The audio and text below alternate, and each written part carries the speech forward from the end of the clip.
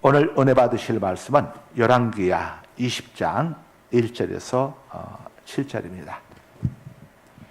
그때에 히스기야가 병들어 죽게 되매 아모스의 아들 선지자 이사야가 그에게 나아와서 그에게 이르되 여호와의 말씀이 너는 집을 정리하라 내가 죽고 살지 못하리라 하셨나이다. 히스기야가 낯을 벽으로 향하고 여호와께 기도하여 이르되 여호와여 구하오니 내가 진실과 전심으로 주 앞에 행하며 주께서 보시기에 선하게 행한 것을 기억하옵소서 하고 히스기야가 심히 통곡하더라. 이사야가 성읍 가운데까지도 이르기 전에 여호와의 말씀이 그에게 임하여 이르시되 너는 돌아가서 내 백성의 주권자 히스기야에게 이르기를 왕의 조상 다윗의 하나님 여호와의 말씀이 내가 내 기도를 들었고 내 눈물을 보았노라. 내가 너를 낫게 하리니 내가 3일 만에 여호와의 성전에 올라가겠고 내가 내 날에 15년을 더할 것이며 내가 너와 이 성을 아수르 왕의 손에서 구원하고 내가 나를 위하고 또 내 종 다윗을 위함으로 이 성을 보호하리라 하셨더라. 이사야가 이르되 무화과 반죽을 가져오라 하매 무리가 가져다가 그 상처에 놓으니 나으니라. 아멘. 아멘. 자, 응답해 주시는 하나님이라고 하는 제목으로 함께 은혜를 나누도록 하겠습니다. 우리 1절 함께 읽으시겠습니다. 자, 이렇게 시작. 그때에 히스기야가 병들어 죽게 되매 아모스의 아들 선지자 이사야가 그에게 나와서 그에게 이르되 여호와의 말씀이 너는 집을 정리하라 내가 죽고 살지 못하리라 하셨나이다. 아멘. 자, 히스기야는 남유다의 왕입니다. 이스라엘이 솔로몬 죽고 난 다음에 르호보암 때 두 나라로 나뉘었습니다. 북쪽을 북이스라엘이라고 부르고 수도는 사마리아고 남쪽은 남유다라고 부르는데 수도는 예루살렘입니다. 히스기야는 남유다 왕이죠. 자, 이 히스기야가 그때는 왕위에 올라서 25살 때 왕위에 올랐는데 이때 히스기야의 나이가 39살입니다. 한창 젊을 때죠. 39살 되던 때 히스기야가 병들어서 죽을 상황이 되었습니다.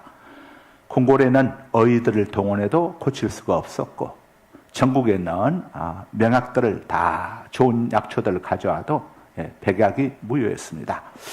그런데 아모스의 아들 선지자 이사야 선지자가 하나님께 명령을 받아서 하나님의 말씀을 가지고 히스기야 왕을 찾아왔습니다.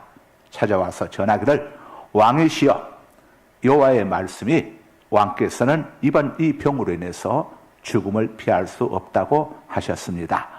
이제 왕이 죽고 난 다음에 왕께는 자식이 없으니까 분명히 신하들 간에 이 권력 투쟁이 일어나게 될 것인데 미리 후계자를 정해두는 것이 좋다고 하나님께서 저에게 말씀을 주셨습니다. 이렇게 히스기야 왕에게 전했습니다. 자, 우리 인생의 위기는 7시 찾아오죠. 나이에 상관없이 찾아옵니다. 어제도 우리 성도님의 아직 결혼하지 않은 젊은 딸 타교에서 이렇게 또 봉사하시는 분인데 먼저 이렇게 떠나갔습니다. 하나님의 또 섭리가 있으시겠죠. 나이에 상관없이 하나님이 부르시면은 우리는 다 떠나가야 합니다. 생명의 주인이 내가 아니고 하나님이시기 때문이죠. 따라서 우리 모든 인생들은 인생 최대의 위기인 죽음을 미리 준비해야 합니다. 세상에 노후 보험은 많지만 사후 보험은 없습니다. 최고의 사후 보험은 우리에게 영생을 주시는 하나님이 보내신 온 세상의 유일한 구원자이신 예수님을 우리의 주인으로 구주로 영접하고 믿는 길밖에는 없습니다. 예수님을 우리의 구주 주인님으로 영접하고 모시는 것이 가장 확실하고 분명하고 그다음에 영원히 보장되는 사후 영생의 보험이죠. 요한복음 14장 6절입니다. 예수께서 이르시되 내가 곧 길이요 진리요 생명이니 나로 말미암지 않고는 아버지께로 올 자가 없느니라. 예수님을 통하지 않고는 하나님께로 올 자가 없느니라. 사도행전 4장 12절입니다. 다른 이로서는 구원을 받을 수 없나니 저나 사람 중에 구원을 받을 만한 다른 이름을 우리에게 주신 일이 없음이라 자, 하였다. 다른 이름으로서는 구원받을 수 없습니다. 우리 석가모니 이름, 또 마호메트 이름, 공자 이름, 이런 이름으로는 구원받을 수 없습니다. 천하 사람 중에 구원을 받을 만한 다른 이름, 예수 이름 외에 다른 이름을 하나님께서 우리에게 주신 일이 없기 때문이죠. 그래서 우리는 예수를 믿어야 하는 겁니다.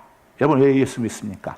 예수님을 믿어야만이 우리가 모든 죄 사함받고 몸이 죽어도 다시 살게 되고 영원한 생명, 영생을 얻고 천국에서 영원히 누릴 수 있기 때문이죠. 이 구원의 은총은 예수 이름 외에는 어디서도 얻을 수 없습니다. 세상 권력을 총동원하고 세상에는 모든 물질을 총동원해도 얻을 수 없고 살 수 없고 전쟁을 통해서도 빼앗을 수 없는 것이 바로 영생의 문제입니다. 하나님이 세상을 이처럼 사랑하사 독생자를 주셨으니 이는 누구든지 예수를 믿는 자마다 멸망하지 않고 영생을 얻게 하려 하심이니라. 하나님이 그 아들을 세상에 보내심은 세상을 심판하려 하심이 아니요 그 아들 예수로 말미암아 세상이 구원을 받게 하려 하심이니라. 요한복음 3장 17절에 이렇게 말씀을 하죠. 그래서 당신은 누구를 믿습니까? 하고 질문받을 때에 여러분들은 저는 예수를 믿습니다. 예수님을 믿습니다. 우리는 예수님을 믿는 겁니다. 예수님을 믿고 하나님을 섬기는 거죠. 자, 이어서 2절을 다 함께 보겠습니다. 2절 함께 읽습니다. 시작. 히스기야가 낯을 벽으로 향하고 여호와께 기도하여 이르되.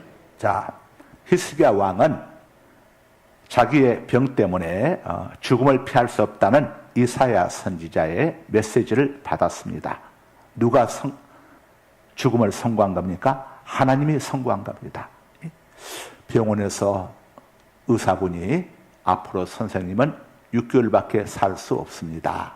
3개월밖에 살 수 없습니다. 이런 사망 선고를 받게 되면은 사람이 완전히 무너져 버리지 않습니까? 희망이 없어 버리는 거죠. 그런데 하나님께서 이렇게 말씀하셨으면 이건 뭐 더더욱 피할 방법이 없는 겁니다. 세상에서 의사가 사형 선고를 했어도 하나님 앞에 기도하면은 하나님이 고쳐주시는 길은 있지만 하나님께서 사형 선고를 내리게 되면은 이거 희망이 완전히 무너져 버린 거 아닙니까? 그러나 히스기야는 희망을 포기하지 않고 얼굴을 벽으로 향하고 하나님께 간절히 기도했다고 2절에 이렇게 말씀을 합니다. 자, 우리가 어떤 문제, 어떤 위기 상황 앞에서도 가장 중요한 것은 반응입니다. 어떻게 대처하느냐가 중요하죠. 어떻게 반응하느냐가 중요합니다. 히스기야는 아마 그렇게 생각했던 것 같습니다. 사무엘상 2장 6절에 보게 되면은 한나의 기도 가운데 여호와는 우리를 죽이시기도 하시고 살리시기도 하시며 우리를 부하게도 하시고 가난하게도 하시는도다 이렇게 말씀을 하고 있죠. 자, 히스기야는 하나님께서 나를 죽이시겠다고 죽음을 피할 수 없다고 이사야 선지자를 통해 알려주셨는데 그렇다면 내 생명을 거두어 가시는 분이 하나님이시라면 내가 하나님 앞에 또 간절히 읍소하고 기도한다면 살려주실 수도 있지 않겠는가? 아마 이런 기대와 희망을 품었던 것 같습니다. 그래서 포기하지 않고 얼굴을 벽으로 향하고 하나님 앞에 간절히 기도했다고 2절에 기록되어 있습니다. 모든 문제 해결책은 하나님께 달려 있습니다. 살고 죽는 것 하나님의 손에 달려 있죠. 우리 교회에서 협력했던 일본에는 그 이온베 선교사님이라고 하는 분이 있는데 이분이 부산고를 나오고 부산대를 졸업하고 부산 경성대학교에서 전산관리과장으로 있다가 대학생 때 CCC에서 그 서운한 약속 때문에 일본 선교사로 모든 걸 내려놓고 일본 선교사로 가서 30년 넘게 일본 선교사를 하고 작년에 이분이 이제 부산 고향으로 돌아오셨는데 이분이 최근에 자기 자서전식으로 책을 하나 써가지고 저한테 보내준 게 있습니다. 거기 내용을 보니까 어떤 내용이 있는 거 아니? 이분이 처음으로 집안에서 예수님을 영접을 했는데 가족들 위해서 계속 기도했답니다. 그런데 아무리 전도를 해도 가족들이 반응이 없는 겁니다. 그런데 외갓집의 장손인 큰 외삼촌, 장손이 아니고 그 외갓집의 장자인 큰 외숙이 간암 말기 진단을 받아가지고 완전히 간암 말기면 이거 절망적인 거 아닙니까? 그 상황 속에 처해 있었는데 그때 오래전이죠. 그 당시 아주 신윤사가 강했던 분이 계셔서 그분에게 우리 외삼촌이 간암 말기인데 함께 가서 좀 기도해 주시면 안 되겠느냐 이렇게 해서 함께 갔다고 합니다. 그 외삼촌이 집에 가가지고 이제 그분이 기도해 주기 전에 내가 당신을 위해서 기도해 줄 텐데 먼저 당신에게 내가 약속을 받고 싶은 것이 있다. 예수를 믿겠느냐? 예수는 하나님의 아들이시고 온 세상의 유일한 구원자이시고 그분은 전능하신 하나님이시고 자 그분 앞에는 능치 못함이 없다. 예수를 믿겠느냐? 했더니 간암 말기에 걸렸으니 지금 사느냐 죽느냐 하는 판에 이거 거부할 수 있습니까? 저 예수 믿겠다. 살려만 주신다면 예수 믿겠다.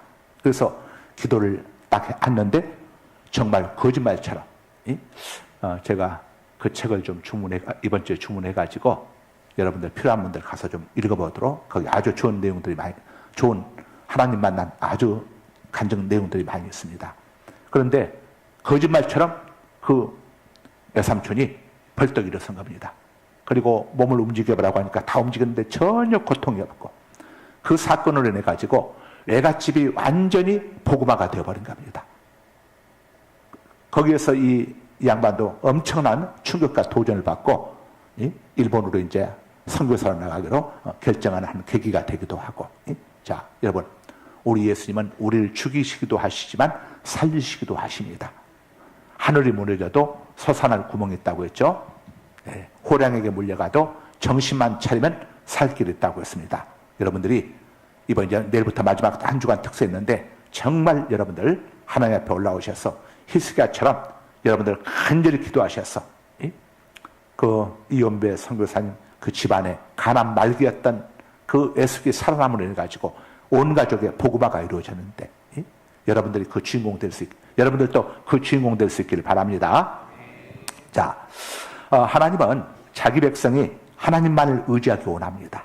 우리 결혼하게 되면은 아내들은 남편이 그냥 자나깨나 앉으나 서나 자기 아내인 자신만을 생각해주고 사랑해주길 원하죠. 이게 다 하나님의 형상을 닮았기 때문에 그렇습니다. 하나님도 마찬가지입니다. 하나님은 우리가 하나님의 피조물인 우리가 하나님의 은혜로 이 땅에 살고 있는 우리가 여러분 하나님께서 공급해 주시는 공기로 우리가 살고 있지 않습니까? 하나님께서 주시는 비와 눈 하나님께서 비 내려주지 않게 되면 강릉에 얼마나 힘들었습니까? 우리 강릉 가톨릭대 교수님이신 우리 윤영구 장로님 고생 좀 하셨을 것 같은데 이제 좀 가뭄이 해갈됐다고 하니까 참 이번 하나님이 비 안 내려주시면은 지금 이 첨단 시대도 방법이 없는 겁니다. 방법이 없어요. 자, 이 당시 히스기야 왕은 어떤 상황에 처했었냐면은 39살 나이였지만은 하나님이 자식을 주지 않아가지고 자식이 없었습니다. 자녀가 없었어요. 그뿐이 아니고 당시 남유다의 예루살렘 성 밖에는 18만 5천 명의 아수르 대군이 예루살렘 성을 포위하고 자, 이 히스기야에게 항복을 요청하면서 계속 압박하고 있었습니다. 그런 상황 속에서 모든 것을 주도해야 할 왕인 자신이 죽을 병에 걸렸고 이제 며칠 지나지 않아 죽을 거라고 하는 이사야 선지자의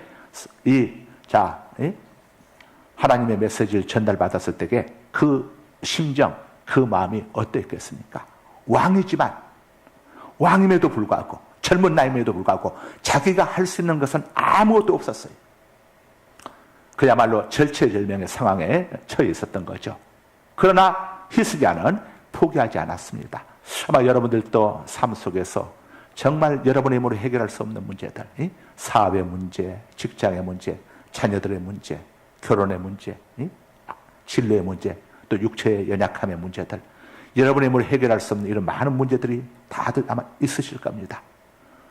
히스기야는 그런 문제들 앞에서 절대 포기하지 않았습니다. 희망을 버리지 않은 겁니다. 하나님이 사형 선고를 내리셨음에도 불구하고 희망을 포기하지 않았습니다. 그래서 온 마음과 뜻과 힘과 정성을 다해서 하나님 앞에 통곡하며 부르짖었습니다. 오늘 본문에서 통곡했다고 하는데 얼마만큼 히스기야가 간절하게 기도했는가. 기도라고 다 같은 기도가 아니죠.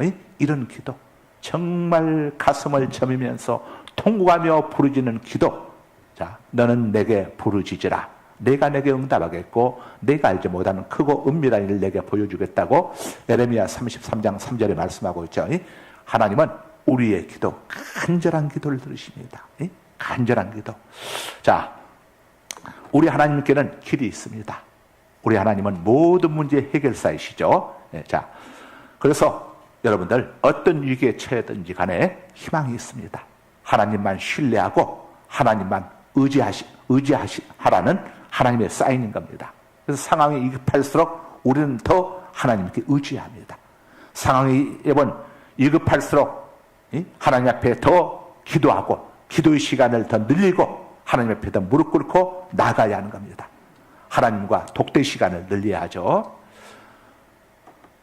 이 제3공화국 역사 드라마 속에 보게 되면은 삼성그룹의 창업자인 고 이병철 회장 당시에 사카린 밀수 사건이 있었죠. 굉장히 어려운 상황이 있었습니다. 자칫하면 회사가 문을 닫아야 할 상황. 그때 고 이병철 회장께서 박정희 대통령을 찾아가 가지고 간곡히 읍소하면서 살려달라고 요청하지 않습니까? 그래서 고 박정희 대통령이 눈 감아주죠. 하고 이 사발석도 길을 열어주지 않습니까? 여러분, 사람 사이에도 가서 아무리 회사가 문을 닫아야 하는 그런 상황 속에 있어도 가가지고 대통령 찾아가가지고 읍사하고 이야기하니까 사는 길을 열어주지 않습니까? 우리 하나님 앞에 우리가 이런 마음을 가지고 정말 간절히 찾아가서 하나님 앞에 정말 눈물로 우리가 부르짖으면서 기도하게 되면 우리 하나님은 반드시 여러분의 길을, 우리의 길을 열어주시는 좋으신 하나님 되심을 믿으시기 바랍니다. 그래서 히브리서 11장 6절에서 히브리서 기자는 믿음이 없이는 하나님을 기쁘시게 하지 못하나니 하나님께 나오는 자들은 반드시 하나님이 살아계시다는 것과 자기를 찾는 자들에게 상 주시는 이심을, 응답해 주시는 이심을 믿어야 할지니라. 그래서 여러분들 새벽에 올라올 때에 아무 생각 없이 올라오면 안 됩니다. 꼭 믿음을 가지고 올라야 합니다. 믿음이 뭡니까? 하나님께서 이렇게 해주실 거라고 하는 생각을 품고 오라 이겁니다. 마가복음에 보게 되면 이 혈루병에 걸린 여인이 자기 병을 고침받기 위해서 예수님을 찾아가지 않습니까? 워낙 사람이 많다 보니까 예수님하고 독대할 시간 갖는다고 하는 것은 이건 불가능한 문제죠. 그래서 여인이 이런 생각을 합니다. 저분이 저렇게 전능하신 분이라면 내가 저분 옷자락에 손만 대어도 내 병이 나을 것이다고 생각한지라. 성경에 그렇게 나옵니다. 생각한지라. 그랬더니 나중에 정말 예수님 옷자락에 만졌는데 병이 나아버렸어요. 근데 예수님 나중에 그 여인에게 뭐라고 얘기합니까? 여인아, 내 믿음이 너를 낫게 하였네라. 자, 이 여인은 예수님 믿습니다라고 말한 적도 전혀 없어요. 생각만 했을 뿐입니다. 그 생각이 바로 믿음이라고 예수님이 이야기하고 있는 거죠. 그래서 우리는 주님 앞에 새벽에 기도하러 올라올 때 아무 생각 없이 올라오지 말고 믿음이 없이는 하나님을 기쁘시게 하지 못한다고 하지 않습니까?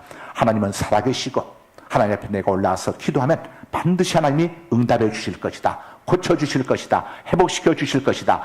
해결해 주실 것이다. 이런 생각을 품고, 이런 믿음의 생각을 품고 올라오셔서 주님 앞에 기도할 수 있기를 바랍니다. 자, 우리 능력에는 한계가 있습니다. 우리는 유한한 존재죠. 우리 생명에도 한계가 있습니다. 우리는 영원히 살 수 없습니다. 오늘 밤에라도 하나님이 부르면 떠나가야죠. 그러나 우리가 예수님을 믿고 우리의 주님으로 영접하게 되면 나는 부활이요 생명이니 나를 믿는 자는 죽어도 살겠고 무릇 살아서 나를 믿는 자는 영원히 죽지 아니라고 약속하신 주님께서 우리에게 영원한 생명을 우리에게 주시는 겁니다. 우리 공로에는 한계가 있습니다. 우리는 구원받을 만한 자격이 없습니다.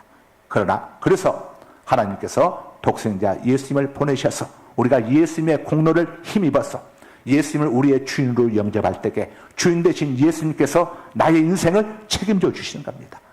자, 우리는 바로 이 사실을 깨닫고 예수님을 반드시 우리의 주님으로 영접하고 그 주님께 우리가 기도할 때에 하나님의 놀라운 능력을 우리가 힘입을 수가 있게 되는 겁니다. 시편 91편 15절입니다. 그가 내게 간구하리니 내가 그에게 응답하리라. 그들이 환난 당할 때에 내가 그와 함께하여 그를 건지고 영화롭게 하리라. 그가 내게 간절히 구하리니 내가 그에게 응답하리라. 그를 고쳐주리라. 그를 치료해주리라. 그를 회복시켜주리라. 그들이 환난 당할 때 내가 그와 함께하여 그를 건지고 영화롭게 하리라. 하나님이 우리와 함께해 주셔서 환난 속에서 우리를 건져주시고 우리가 환난 속에서 건짐받게 되면 영화롭게 되지 않습니까?